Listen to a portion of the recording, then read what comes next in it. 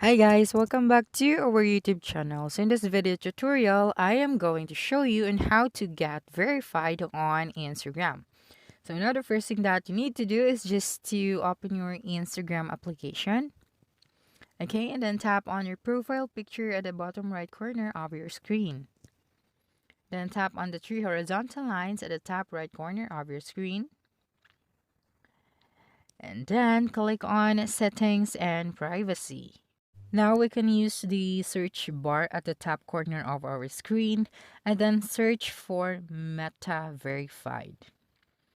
Now we'll just have to click on join waiting list. Okay.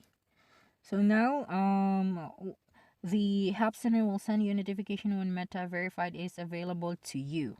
So we'll just have to wait for maybe a couple of days, and then we will know if our account will be verified.